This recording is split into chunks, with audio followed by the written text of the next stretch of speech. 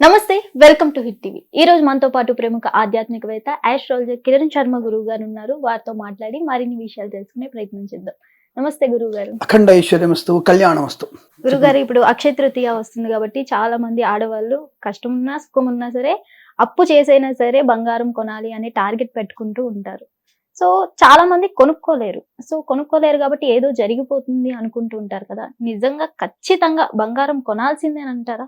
సరే, కార్తీక్ ఒక 20,000 తీసుకురా, నాకు కొనేద్దాం అంటే మీరు చెప్పారు కదా కొనమని, కొనేద్దాం అనుకుంటున్నాను నేను కూడా. అంటే మా అంబడి నా కార్తీక్ తీసుకొని వచ్చేస్తే కార్తీక్ ఒక తులం నేను తులం కొనుక్కుంటాం. That is the better. మాకు కూడా నెక్స్ట్ ఇయర్ కల్లా అది 10 తులాలు అవుద్ది అని నేను ఫ్రీ అవుతున్నాను. దానికి మన ప్రత్యక్ష ఉదాహరణ కింద మన యాంకర్ గారే, నేను తులం కొంటే అది నెక్స్ట్ ఇయర్ కల్లా 10 తులాలు అవ్వాలి, లేకపోతే మీరు నాకు 5 గ్రాములు ఉచితంగా ఇవ్వాల్సి వస్తుంది, మీ ఇష్టం. మరి ఇలా ఎక్కడన్నా పురాణంలో చదివి ఉన్నారా? ఎవరన్నా అంటే చెప్పి ఉంటారు.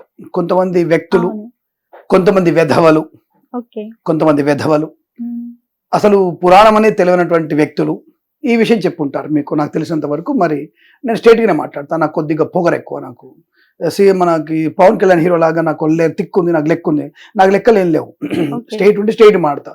నాకు తెలియదు అనుకో, నాకు తెలియదు అంటే నేను ఎవరు చెప్తాను, నేర్చుకుంటాను చెప్తాను. దాన్ని కూడా సిగ్గుపడను నేను. ఎక్కడ పురాణం ఉంటే చూపిస్తే నేను దాన్ని ప్రచారం చేస్తాను. నేను లేని ప్రచారం చేయడం వల్ల ఎక్కడి నుంచి ఆచారం తీసుకొచ్చేస్తే ఇలాంటి యాంకర్లు అడిగే ప్రశ్నలకి సమాధానం చెప్పాలంటే నాకు కొద్దిగా రకమైనటువంటి వెర్రి నాకు బయటకు వచ్చేస్తుంది. అంటే పురాణంలో కానీ, శాస్త్రంలో కానీ, ధర్మశాస్త్రంలో కానీ ఈ అక్షయ తృతీయ రోజున బంగారం కొనమని చెప్పలేదు. ధనత్రయోదశి రోజున కూడా ఆ రోజు అమ్మవారిని పూజించమని చెప్పారు తప్ప ధనత్రయోదశి రోజు కూడా మీకు బంగారం కొనమని చెప్పాలా. సరే, ధనత్రయోదశి మహాలక్ష్మి అమ్మవారు కదా, బంగారం అనేది లక్ష్మీ రూపం కదా, కొనుక్కోవచ్చినటువంటి భావంతో అప్పుడు కొనుక్కోవడం అర్థం ఉంది, పద్ధతి ఉంది. దీపావళి పండుగ సందర్భంలో ఇది అక్షయ తృతీయ రోజునకి, అసలు అక్షయ తృతీయకి అమ్మవారికి ఎలా ముడి పెట్టారు మీరు? అక్షయ తృతీయకి అమ్మవారికి ఎక్కడ ముడి పెట్టారు? బోడుగుండికి, మోకాలికి ముడి పెడుతున్నారు. ఎక్కడ ముడి పెడుతున్నారు? ఎందుకు ముడి పెడుతున్నారు? అందుకే ఈ విషయం తెలియనటువంటి వెధవులు కొంతమంది చెప్తుంటారు ఇలా. రెండవది, ఏమైనా బియ్యము కానీ, పసుపు కానీ, కుంకుమ కానీ, గంధం కానీ, పట్టు చీర కానీ, పట్టు పంచె కానీ కొనుక్కోమని ఇక్కడ చెప్పిందా? చెప్పలేదు. మరి ఏవి చెప్పినప్పుడు ఇది ఎలా క్రియేట్ చేశారు మీరు? అక్షయ తృతీయకి బంగారానికి ఎక్కడ లింక్ పెట్టారు? నాకు ఎవరికైనా తెలిస్తే కామెంట్ చేయండి, దాన్ని నేను కూడా దాన్ని ఫాలో అవుతా ఖచ్చితంగా. ఎక్కడైనా ఏదైనా ఒక పుస్తకంలో, భగవద్గీతలు కానీ, నేను కొంత పురాణం చదివాను, కొద్ది గొప్ప చదివాను. ఒకవేళ నేను చదివిన పురాణాలు ఏమైనా ఉంటే, అంటే నాకు 18 పురాణంలో విషయ అవగాహన ఉంది. ప్రతి చాప్టర్లో ప్రతి శ్లోకం తెలియకపోయినా పెద్ద పెద్ద వాళ్ళలాగా నాకు ఆ విషయ అవగాహన ఉంది. ఒకవేళ మీకు అలాంటి శ్లోకం ఎక్కడ మిస్ అయి ఉంటే చెప్తే నాకు, నేను కూడా దీన్ని ప్రచారం చేస్తాను. మళ్ళీ అమ్మాయిని పిలిచి లేదు అక్షయ తృతీయ రోజున బంగారం అని చెప్పి ఉదయం సాయంత్రం వరకు నేను ప్రచారం చేయడం మొదలెడతాను. అంటే గురువు గారు, మీరు ఎక్కడా లేదు అంటున్నారు కాబట్టి అసలు మరి అక్షయ తృతీయ అంటే ఏమంటారు? ఇప్పుడు ప్రశ్న ఇది కరెక్ట్ ప్రశ్న. ఇందాక అడిగిన ప్రశ్న ఏమిటి? పాపం బీదవారు అప్పులు చేస్తూ వచ్చి కష్టంగా కొన్నారన్న చెప్పారు. అందుకే ఇంత ఉపఖ్యానం ఇచ్చాను నేను, ఇంత ఉపన్యాసం ఇవ్వాల్సి వచ్చింది. ఇప్పుడు మీరు అడిగిన ప్రశ్న మంచిది. ఏం చేయాలి అక్షయ తృతీయ రోజున అని అడిగితే, అక్షయ తృతీయ రోజున అక్షయం ఉపతిష్ఠత అంటే ఏదైతే నీకు అక్షయం కలిగిస్తుందో, అంటే క్షయము కానిది, అంటే తరిగిపోనిది. ఏమిటి తరిగిపోనిది? ఏమిటి? బంగారం తరిగిపోదా? డబ్బు తరిగిపోదా? వయసు తరిగిపోదా? అన్ని తరిగిపోయేటివే. మరి తరిగిపోనిది ఏమిటి అంటే నీ కీర్తి, ప్రతిష్ట, గౌరవము, ఆనందము, దానము, పుణ్యం. పుణ్య బలాన్ని పెంచుకోవాలి. అక్షయ పుణ్య ఫలాపాప్త్యర్థం.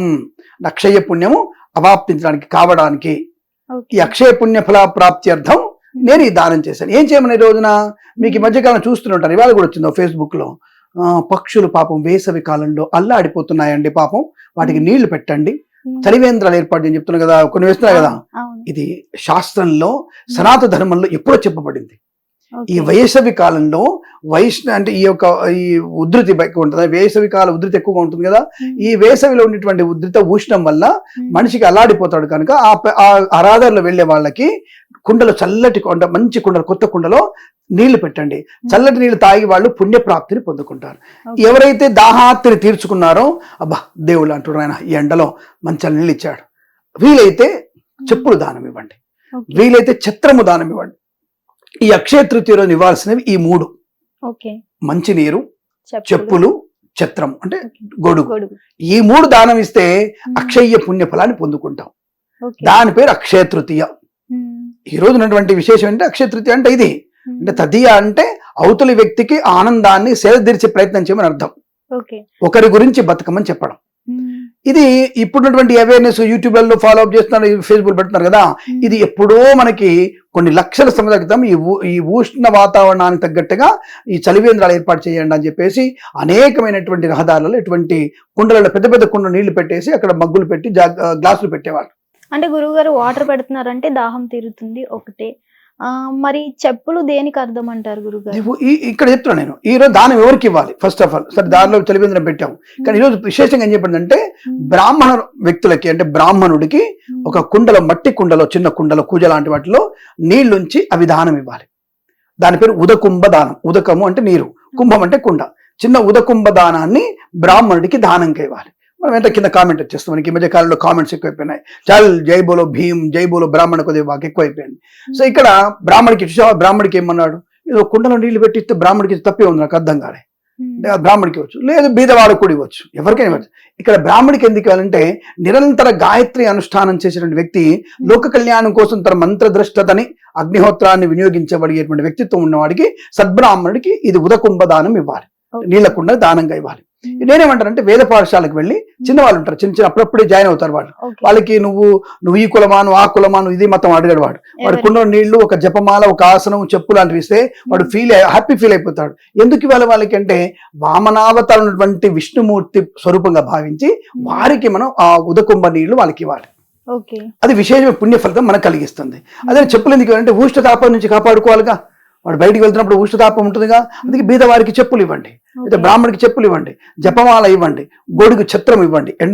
అంటే ఎండ నుంచి కాపాడబడేటువంటి సమస్త వస్తువుల్ని నువ్వు దానంగా ఇవ్వడం వల్ల పుణ్యప్రాప్తి పొందుకునే అవకాశం ఉంది. దాని పేరే అక్షయ్య పుణ్యఫలం, అక్షయ తృతీయ చేయాల పని. అప్పుడు స్టార్ట్ అవుతుంది మనకి జ్యేష్ఠ మాసం, అక్కడ స్టార్ట్ అయ్యి 3 రోజులు అయింది. ఇంకా ఉష్ణతాపం పెరుగుతుంటుంది, అంటే ఈ భూమిలో వేడితత్వం పెరిగిపోతుంది. ఇక మీకు ఒక రకమైనటువంటి చెమ్మ కానీ, ఒక రకమైనటువంటి చలి వాతావరణం కానీ, గాలి కానీ రాదిగా, గాలి వీచదు, గాలి స్తబ్దుగా అయిపోతుంది. ఎందుకు అంటే ఈ టైంలో ఈ భూమండలం మీద ఈ నీటి మండలాలు ఉన్నాయి కదా, నీళ్లు, సముద్ర నీళ్లు అలా వేడితో పైకి వెళ్తుంటుంది, ఇక కొద్ది ఆవిరైపోతూ ఉంటుంది.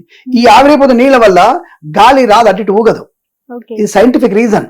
కాబట్టి ఈ తత్వంలో ఉప్పరింత, అలాగే చెమ్మలపోవడము, అనేకమైనటువంటి పీడనము, వాంతులు అవడము, మానసిక ఇబ్బంది ఉండడం అని ఇక ఎందుకు అంటే ఈ నీటి నుంచి నీళ్లు మెల్లగా ఆవిరవుతూ పైకి వెళ్తుంటాయి. ఒక వస్తువు పైకి వెళ్తాం, అడ్డం ఇంకో వస్తువు రాలేదు కదా, నీటి సాంద్రత ఎక్కువ, బరువు ఎక్కువ, కాబట్టి ఆ నీళ్ళకి గాలి అడ్డం వచ్చేసి గాలి వెనక్కి వెళ్ళిపోద్ది, మళ్ళీ విజయపర్వతాలు వెళ్ళిపోతుంది. అందుకని ఈ టైంలో వాళ్ళకి, అమెరికా వాడికి, వేరే వాళ్ళకి వాతావరణ మార్పులు ఎక్కువ వస్తాయి, మనకి ఈ టైంలో వాతావరణం వేరే ఉంటుంది. అది మనకు సైన్స్ గా చెప్పబడింది. కాబట్టి ఇక్కడ మనం ఇవ్వాల్సినవి 3 మాత్రమే. బంగారం కొను, వెండి కొను, ముక్కెర కొను, ముక్కు పుల్ల కొను అనేది ఎక్కడ చెప్పబడలేదు. కొంటే మంచిదే, కొనొద్దని చెప్పట్లే. బంగారం అనేది అలంకారం కొనుక్కో. ఇప్పుడు ఈ అమ్మాయికి బంగారం అవసరం, కొనుక్కో, బ్రహ్మాండం కొనుక్కో, డైమండ్స్ కొనుక్కొద్దను నిన్ను. తప్ప బంగారమే కొంటే నీకు బాగవుతుంది.